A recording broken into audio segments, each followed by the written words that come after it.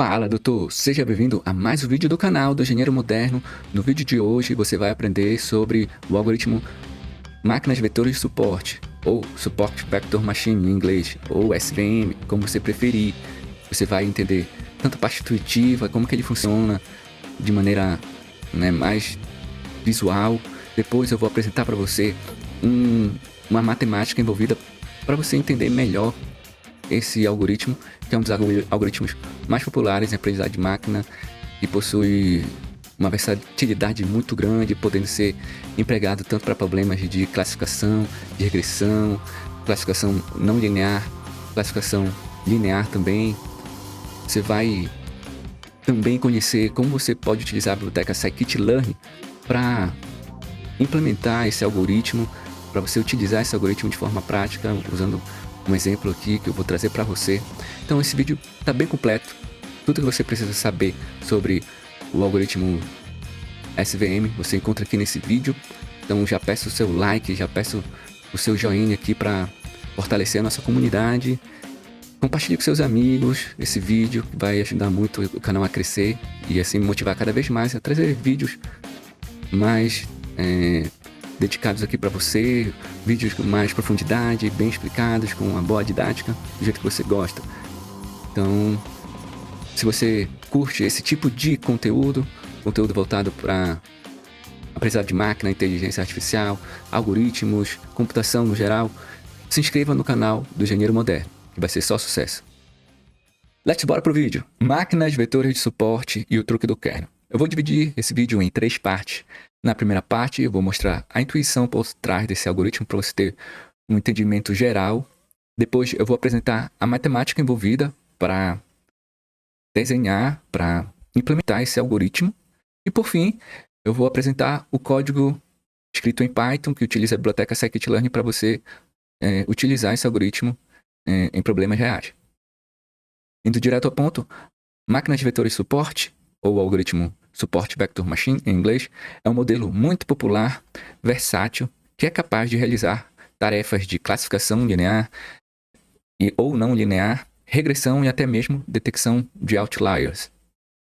Para você ter uma ideia do funcionamento do algoritmo de aprendizagem de máquina, Support Vector Machines, imagina que você está próximo ali do rio Paraná. Por curiosidade, o rio Paraná é um rio que faz fronteiras entre os 3 principais países da América do Sul: Argentina, Brasil e Paraguai.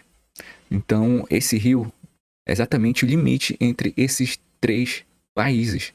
Então, se você estiver de um lado da margem, você vai estar na Argentina. Se você estiver de um outro lado da margem, você vai estar no lado do Brasil. Se estiver do outro lado da margem desse rio, você vai estar no Paraguai, conforme ilustra essa figura aqui, essa imagem do rio Paraná. E é exatamente essa a ideia do algoritmo de máquinas vetores de suporte. Como funciona, então, esse algoritmo para classificação linear? Então, nota só, mais uma vez aqui, essa imagem que está na parte superior à esquerda, com várias linhas separando 2 conjuntos de dados aqui em amarelo e azul. Então, essas linhas são os limites, são as fronteiras entre essas classes, de acordo com um determinado modelo, no caso, o modelo linear. Então, separando essas 2 classes, tem esse modelo aqui vermelho, né, que é o limite de decisão entre as classes. Tem um modelo roxo também, separando essas 2 classes, e esse modelo verde tracejado, essa linha tracejada em verde também, separando esses 2 modelos. Nota que essa linha tracejada, no caso, seria o pior caso da fronteira ali para um modelo que vai classificar essas 2 classes de dados, de instância de exemplos nessa base de dados, que por um caso é a base dataset Iris. A base de dados Iris é uma base de dados bem conhecida na área de aprendizagem de máquina. Inclusive, já fiz vídeo aqui no canal a respeito dessa base de dados. Então, o algoritmo máquinas vetores de suporte, ele vai encontrar a melhor fronteira, o melhor limiar que separa as 2 classes de acordo com uma determinada margem. Aqui, representada aqui nessa outra figura, do lado direito dessa parte superior, as margens sendo representadas pelas linhas tracejadas e o limite de decisão representado aqui pela linha contínua preta. Então essa imagem representa o limite de decisão do classificador SVM. Daqui por diante eu vou chamar então máquinas vetores de suporte, simplificando usando a sigla SVM. Então a SVM estabelece a fronteira de decisão mais afastada possível entre as duas classes. As linhas tracejadas na paralela representam as margens, como se fosse o Rio Paraná, que divide os 3 países. Nesse caso aqui está dividindo apenas em 2 classes, mas seria a mesma ideia. Os objetos que estão localizados às margens da fronteira são os vetores de suporte. Na imagem aqui superior você vê os vetores de suporte em destaque circundado aqui pela bolinha em vermelho. Exatamente são os que é chamado de vetores de suporte. Todos os pontos que estão sobre essa linha, a linha tracejada que representa as margens, são os vetores de suporte. Por exemplo, aqui nessa imagem embaixo, tem os pontos também sobre essas margens, que são os vetores de suporte. Então, essa classificação se dá pela largura das margens. Então, vejam que dependendo ali dessas margens, do limite de classificação delas, pode ser mais estreito ou mais largo, como se observa aqui, e você vê o efeito também da transformação dos atributos de entrada sobre esse algoritmo. Nessa imagem aqui embaixo, você vê à esquerda o efeito do algoritmo utilizando os dados não escalonados. Sem essa transformação, a margem que ele produz é bem estreita. Em contrapartida, quando você faz o escalonamento dos atributos de entrada, você tem uma margem mais segura, mais afastada, mais larga, de modo que você possa classificar melhor os objetos, as instâncias, exemplos de entrada. Portanto, as SVMs são sensíveis ao escalonamento das características de entrada ou dos atributos de entrada, conforme ilustra o gráfico inferior. Existem 2 tipos de classificadores SVM. Tem o classificador de margem rígida e o classificador de margem suave, que é uma margem mais flexível. No classificador de margem rígida, todas as instâncias devem ficar fora do rio e na margem correta. Por exemplo, nessa imagem superior à direita, você observa a tentativa de utilizar um classificador de margem rígida com essas características. A margem fica do lado correto. Esse exemplo, especificamente, onde você observa que um outlier está... o algoritmo tentou colocar ele na margem correta da classificação, em comparação com os pontos aqui em azul, mas observa que ele não teve uma boa generalização, porque as margens ficaram bem próximas de um dos grupos apenas. O outro grupo de dados realmente ficou bem afastado. Então, existe essa desvantagem ao você utilizar um classificador de margem rígida, quando o seu conjunto de dados possui outliers, ou seja, uma instância, um exemplo que pertence a uma classe está do outro lado da margem, do outro lado da fronteira de decisão, o seu algoritmo pode apresentar resultados ruins. Então é daí que surge a necessidade de criar um classificador, uma classificação usando o algoritmo de SVM com margem suave. Então o classificador de margem suave tenta fazer um equilíbrio entre a largura desse rio que vai classificar as 2 margens e também limitar o número de violações de cada uma das margens. Existe um outro parâmetro, que é o parâmetro C, que é o parâmetro de regularização do modelo. Quanto menor for esse valor, mais larga é a margem dessa rua que classifica os 2 grupos, e separa os 2 grupos. Então você observa que nessa imagem abaixo, o classificador o parâmetro C do classificador suave, né, de margem suave, configurado como 1.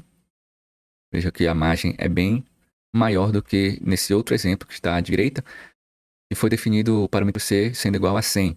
Ele produz ali uma margem mais estreita e, consequentemente, menos violações dessa margem. Nós podemos também utilizar o algoritmo SVM para problemas não lineares. A princípio, ele é adequado apenas para classificação linear, problemas de classificação linear. Mas aplicando um truque, você consegue utilizar esse algoritmo também para problemas de classificação não lineares. Uma das alternativas é adicionar características polinomiais nos dados para forçar serem linearmente separáveis. Como assim, né? Então, imagine que você tem um conjunto de apenas um atributo, só para deixar claro aqui na explicação, que você não consegue separar essas classes usando apenas uma reta, né? Como se fosse aplicar a regressão linear nele.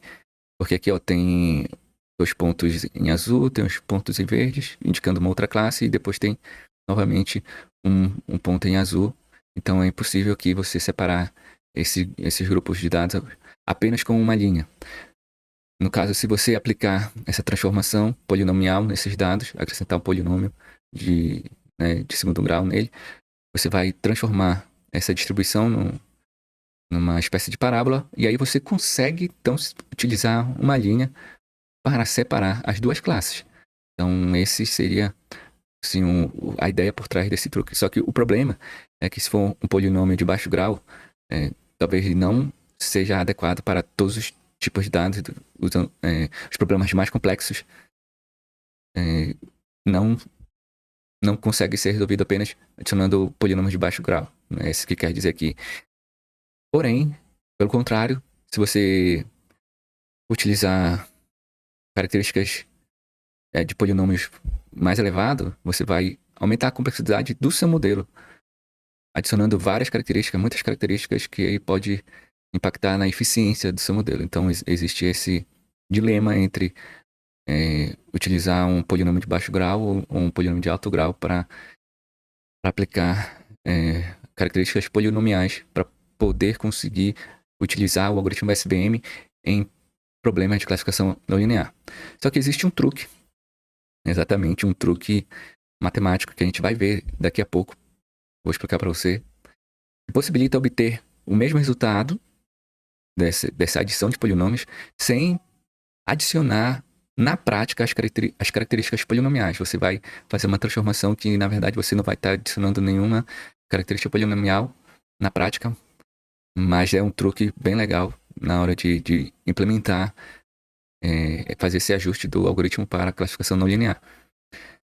Então, com esse truque, né, você consegue ter a fronteira, o limite de decisão entre as classes de forma não linear, como você observa realmente aqui na figura inferior à direita, também tendo aquela mesma ideia de um rio, né? Nesse caso o rio é um pouco mais sinuoso, né, do que um rio que vai ter a margem retilínea.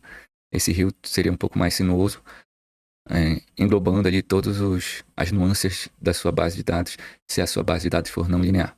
Então essa é a ideia por trás também do classificador não linear da adaptação do algoritmo de Support Vector Machine, ou SVM. Uma outra opção, além da adição de características polinomiais, seria adicionar características de similaridade. A característica de similaridade é calculada usando uma função de similaridade. A mais comum usada é a função de base radial, ou RBF, que está sendo exemplificada aqui nessa imagem superior à esquerda. Você observa exatamente o desenho da função de rádio baseal, como se fosse uma gaussiana, bem parecido com uma gaussiana. Na verdade, é uma função gaussiana sobre esses pontos. Então, é feita uma transformação desses dados para que ele possa ser convertido num espaço de característica não linear. Então, novamente, observa que o espaço de característica original não permite uma separação linear entre as classes dos objetos nessa base de dados, que novamente tem, né, os exemplos em azul, mais aqui na ponta, na outra extremidade também, bem no centro, os objetos em verde. E aí, para utilizar esse método, você vai selecionar pontos de referência. Nesse exemplo aqui seria o ponto -2 e -1, onde você vai aplicar a função de base radial. Então, no x2, você tem aqui exatamente no centro, -2 do ponto de referência. E o x3, seria a outra característica, você também tem o centro com base no que foi escolhido. Nesse exemplo aqui é o ponto 1. E aí, com isso, você consegue obter os pontos transformados, no caso x2 e x3, aplicando uma equação, né, dessa função de base radial, que vai converter o ponto x1 para esses novos espaços, né, para essas novas variáveis. Então, x1, em relação agora a essa distribuição relacionada ao ponto de referência do x2, ele seria ali por volta de 0,75, 0,74, e em relação ao x3, né, ele estaria ali próximo de 0,30. Então, assim que a gente faz a transformação desses pontos para um novo espaço de características, e aí, em relação ao x2 e ao x3, esse ponto, ele seria linearmente separável entre as duas classes, verde e azul, nesse exemplo. Então, existe um parâmetro gama nessa distribuição de base radial que define o formato desse sino. Quanto maior for gama, mais estreito é o formato desse sino e mais irregular é a fronteira de decisão. Então, quanto maior for esse gama, você observa aqui essa irregularidade na fronteira de decisão gerada aqui por essa função. Aqui também você vê nessas imagens aqui embaixo essa irregularidade bem maior do que nos exemplos que estão nessa parte superior dessa imagem. E possui aqui essa divisão entre as classes. Falando um pouco agora sobre a complexidade computacional entre esses algoritmos, todas as variações do algoritmo SVM que existem, nas implementações realizadas na biblioteca Scikit-Learn, a classe linear SVM implementa o algoritmo em tempo de execução ODM por N, enquanto que o SGD Classifier, outra classe utilizada para fazer também a classificação, também utiliza tempo de execução M por N. E a classe SVC, ele pode variar de um tempo de execução de M ao quadrado por N até M ao quadrado por N, onde M é o número de exemplos na sua base de dados e N é o número de características. Então, apenas o algoritmo SVC, a implementação SVC da biblioteca Scikit-Learn, possui o truque do kernel para utilizar o algoritmo em problemas de classificação não linear. Todas essas implementações, elas necessitam que seja feito o escalonamento dos atributos de entrada, como foi explicado no início da apresentação. Para nós podermos usar o algoritmo SVM para problemas de regressão, a gente precisa mudar um pouco o objetivo da classificação. Ao invés de encontrar a maior rua ou o maior rio que divide as duas classes, limitando as violações de margem, o objetivo agora vai ser tentar encaixar o maior número de instâncias possíveis dentro desse rio, enquanto se limita às violações de margem, através do parâmetro o epsilon, que você encontra aqui nessa imagem superior. Então, ao invés de separar os grupos usando essa fronteira de decisão, você vai tentar colocar tudo dentro dessas margens e assim você vai conseguir utilizar a própria fronteira para fazer a tarefa de regressão, como se fosse uma regressão linear. Você pode usar uma SVM com o kernel para tratar problemas de regressão não lineares. Da mesma forma que a gente utiliza o SVM com o kernel para fazer, né, classificação não linear, a gente pode também ajustar o algoritmo original para que ele utilize um kernel para que ele possa se adaptar a problemas de regressão não linear. E aí ele vai utilizar esse truque para se adaptar não linearmente aos dados, como você observa na imagem, na parte inferior dessa imagem. Aqui tem os parâmetros, né, que você pode utilizar também nessa configuração do algoritmo de SVM. Então existe o grau, né, digamos, o grau de polinômio que você utiliza para fazer essa modelagem não linear, aquele mesmo parâmetro C que vai impactar na largura das suas margens, e o parâmetro E também, que influencia na largura dessas margens. Vamos falar agora sobre a matemática do algoritmo SVM. Nesse exemplo aqui, agora, você vê um espaço bidimensional, cujo modelo agora pode ser representado por um plano e não apenas por uma reta. Aqui você tem a função de decisão desse modelo. Então, veja bem, saca só aqui essa matemática que é importante para você entender o que o algoritmo faz. Então, o Y chapéu, né, que seria a saída estimada do modelo, vai ser 1 se W de t vezes x mais b é maior ou igual a zero, ou ele vai ser zero se W de t menos x mais b é menor que zero, sendo que o W de t são os parâmetros do modelo e x são as características de entrada. Então aqui seria algo parecido, né, com a regressão linear, o somatório ponderado das entradas pelos parâmetros, mais o b, que seria o termo de viés desse modelo. Então esse seria a função de decisão para ele classificar uma instância da base de dados. Então, muita calma nessa hora.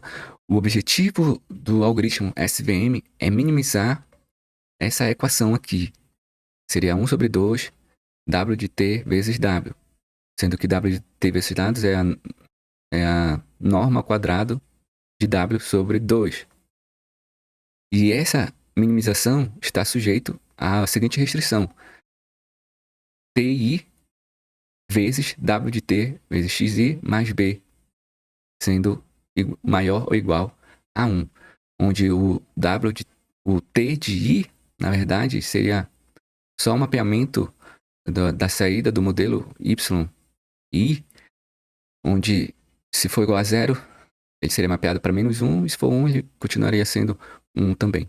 Então, observa que o efeito exatamente desse termo 1 sobre 2 da multiplicação dos parâmetros do modelo por ele mesmo, quanto sendo multiplicado ali por meio, essa margem entre menos 1 e 1 ficaria maior. Então, por isso que é aplicado esse termo na equação aqui de minimização para calcular a função de decisão do modelo. Essa matemática aqui toda é a matemática para o classificador de margem rígida, SVM. Para a gente fazer o classificador de margem suave, a gente precisa adicionar mais um termo nessa equação de minimização, que seria esse C somatório de 1 até M do que C de I, onde C é o parâmetro que a gente já viu, e que C é uma variável de folga, que vai permitir também um ajuste nas margens do classificador de margem suave.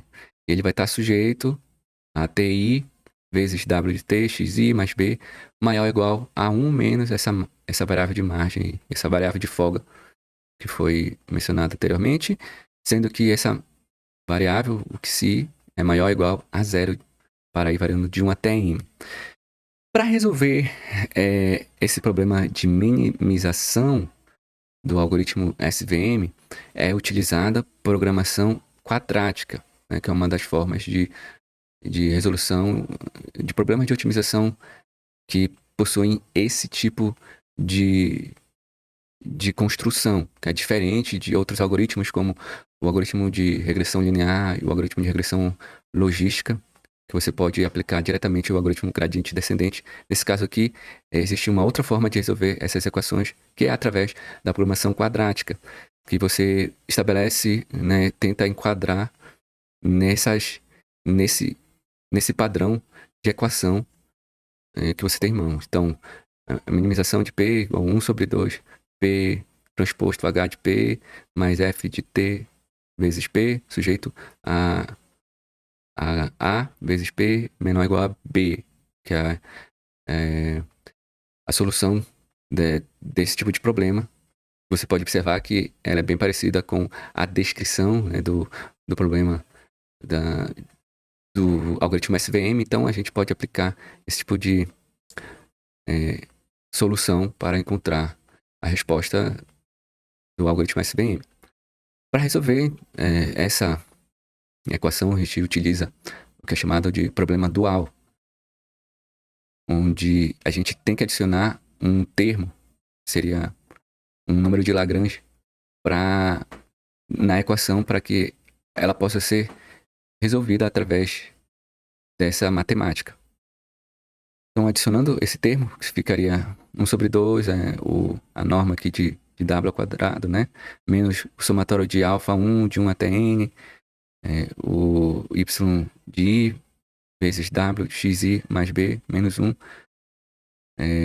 Ficaria, então, aplicando essa transformação, adicionando esse termo de Lagrange na equação, a gente pode converter esse problema para essa outra equação, que já inclui o termo de Lagrange dentro dela. Então, você observa que foi convertido, né? Agora, o problema é 1 menos meio, somatório, né, de 1 até m, somatório de j, igual a 1 até m também, desses termos de Lagrange que foram adicionados, a i e a j, o ti e o tj, xi, transposto vezes xj, menos o somatório de i igual a 1 até m, de alfa i, que é o termo de Lagrange que foi adicionado, onde o alfa i é maior ou igual a zero para todo i de 1 até m. Então, resolvendo essa equação, dessa maneira a gente pode dizer que a gente resolveu o problema dual. Resolvendo o problema dual, a gente resolve o problema primal, que é encontrar o W e o B estimado, né, que seria o nosso viés, e o W seria os nossos parâmetros do modelo. Então, os parâmetros do modelo seria o somatório de 1 até m, alfa estimado, né, de i, ti vezes xi. Lembrando que ti é aquele mapeamento da resposta da saída do modelo, e xi são as características de entrada. O viés também seria 1 sobre ns, somatório de 1 até m, de ti menos w estimado transposto vezes xi, onde alfa i estimado seria maior ou igual a zero. Agora a gente vai explicar como funciona o truque do kernel para utilizar o algoritmo SVM para problemas de classificação não lineares. Então imagine que você tem uma função polinomial sendo aplicada aos dados de entrada.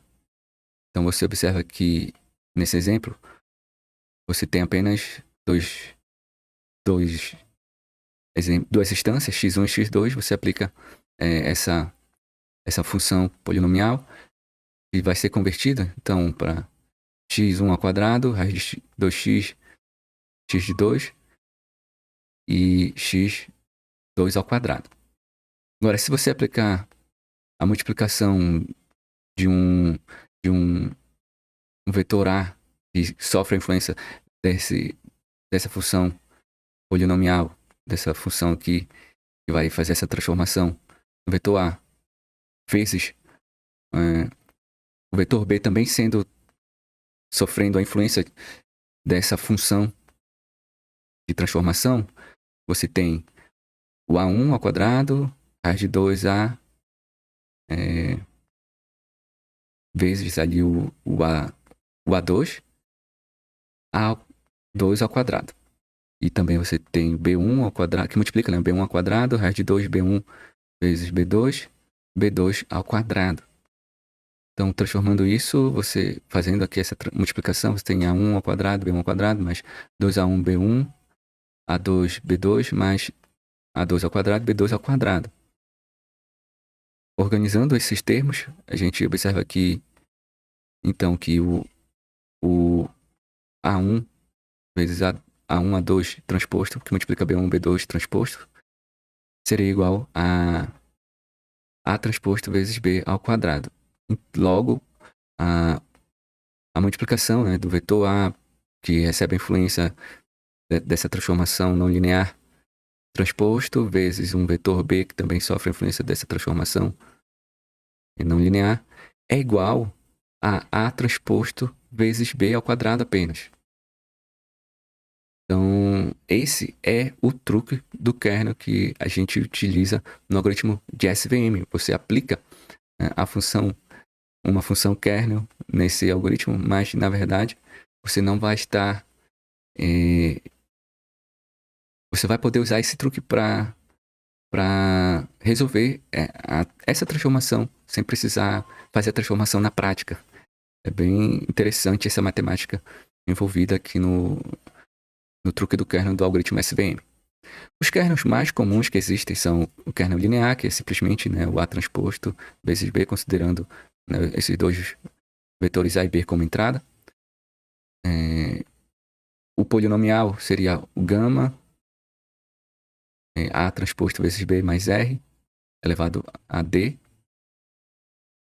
O kernel gaussiano, né, da base radial, foi falado anteriormente, exponencial vezes exponencial, né, o E elevado a menos gama, aí a norma entre A menos B ao quadrado. E também tem a sigmóide, que é a tangente hiperbólica de gama vezes A transposto vezes B mais R. Então esses são os principais kernels que existem. E para finalizar aqui, a matemática envolvida para fazer as predições com o kernel. Então a função de decisão, o H, vai receber ali como entrada a função kernel, né, do vetor de entrada, aplicado ao vetor de entrada x de n. Ficaria então como o W estimado vezes essa função de kernel, né, sobre o vetor de entrada x de n mais b. Então, utilizando aquela equação que foi utilizada para encontrar o valor de W, né, com base no problema, solução do problema dual, seria 1 sobre m alfa i ti vezes a função kernel x de i transposto, a função kernel do x de n mais b estimado. Então, reorganizando aqui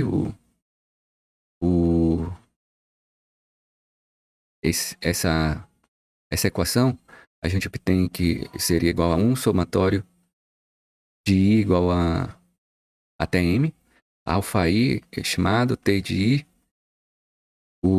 a função kernel sobre x de i transposto vezes a função kernel sobre x de n, mais o viés estimado. E aí a gente pode reorganizar isso novamente, sendo 1 sobre o somatório de m, alfa de i vezes t de i, vezes a função kernel xi xn mais b estimado, sendo que o alfa i é maior ou igual a zero. Então a gente aplica, né, aquele truque do kernel aqui nessa equação para calcular essa transformação de x1 e de xn. Então o viés, o b, seria estimado da seguinte maneira: 1 sobre ns, somatório de 1 igual até m, t de i menos o w estimado de t, a função kernel sobre xi igual a 1 sobre ns, somatório de 1 até m, t de i menos o somatório de j de i até m, o a de j, o t de j, o φ de j, vezes o φ de xi, né, que seria a função kernel. E novamente, reorganizando, a gente tem 1 sobre ns, somatório de I igual a 1 até M, T de I, menos o somatório de J igual a 1 até M, o A de J, o alfa de J, T de J e a função kernel entre xi e o xcj. Por fim, você pode adaptar o problema de minimização que nós vimos anteriormente para calcular implementar o algoritmo SVM para utilizar o gradiente descendente, de modo que você possa usar o algoritmo de forma online. Então, basicamente, a gente precisa ajustar a função custo, sendo o J, né, de W e B, né, que são os parâmetros do modelo e o viés, igual a 1 sobre 2, WT vezes W, mais C, somatório de I. Somatório de I igual a 1 até M, do valor máximo entre 0 e 1 menos T de I, que multiplica W de T, xi mais B. Então, fazendo essa transformação, você consegue utilizar o algoritmo gradiente descendente para calcular para implementar o algoritmo SVM. Só um detalhe interessante aqui, que essa função max aqui, entre parênteses, que foi utilizada na função custo para se utilizar o gradiente descendente, é chamada de range loss, que tem esse formato aqui, né? Enquanto for menor ou igual a 1, os valores eles seguem aqui uma linear decrescente, né? Se for maior que 1, ele seria 0. Então, essa função range loss é utilizada na função custo do problema de minimização do algoritmo SVM para utilizar, né, o otimizador gradiente descendente para calcular os erros do classificador para treinamento do modelo. Agora eu vou mostrar um exemplo do código utilizando a biblioteca scikit-learn para implementar o algoritmo SVM. Primeiramente, eu vou importar as bibliotecas necessárias aqui das linhas 1 a 5. Depois, eu vou importar a base de dados. Nesse caso, é a base de dados que está contida dentro da biblioteca scikit-learn, que você pode utilizar para exemplo.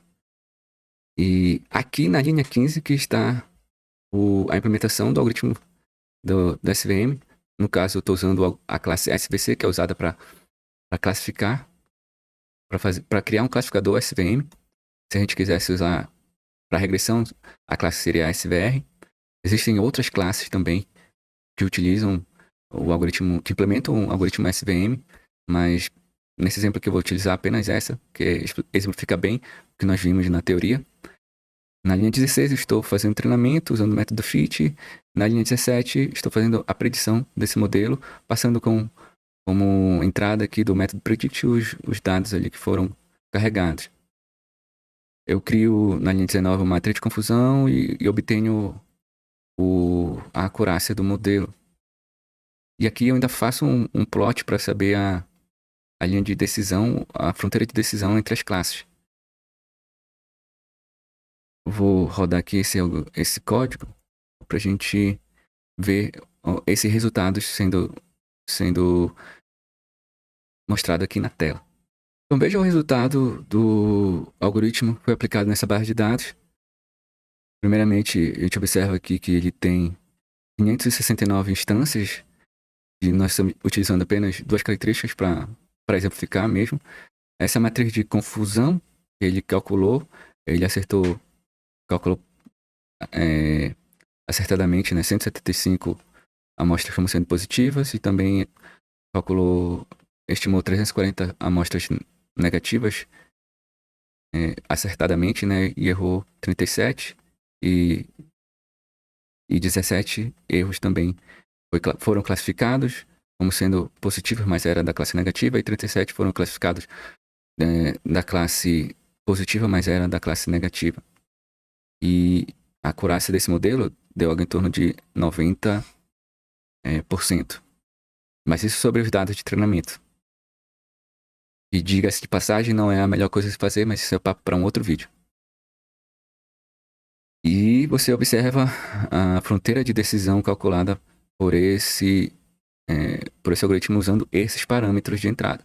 Eu vou fazer aqui alguns testes para a gente ver a variação dessa classificação usando a classe SVC. Então vou aumentar para 10 o parâmetro C. Vou rodar novamente. Então veja que ele desenha uma fronteira já um pouco mais diferente do exemplo anterior. E a acurácia do modelo aumentou um pouco para 91. Vou aumentar então para 100 esse valor aqui. Ele já também fez uma diferença aqui na fronteira de decisão desse algoritmo, e observa que ela está bem mais irregular também que das outras vezes. E a acurácia do modelo não aumentou tanto.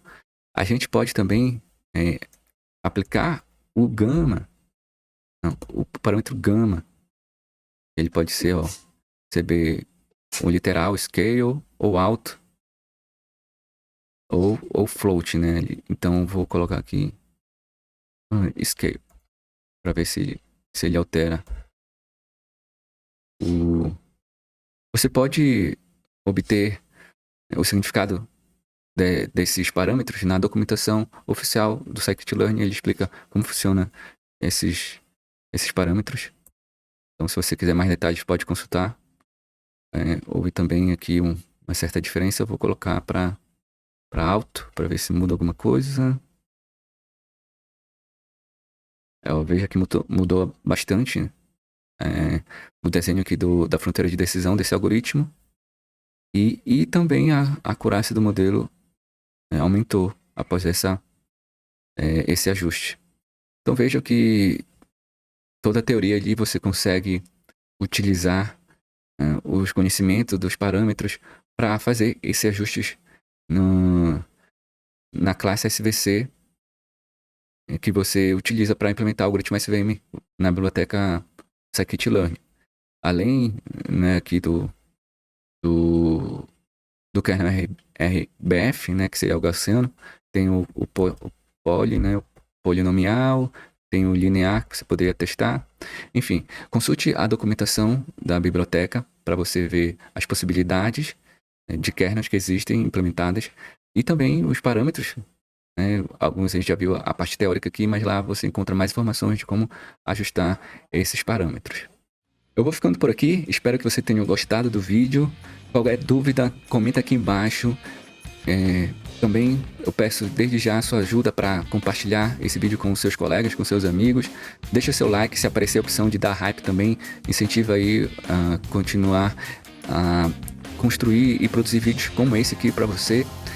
Se você tem o interesse de aprender também o algoritmo de regressão logística, dá uma conferida nesse vídeo bem aqui.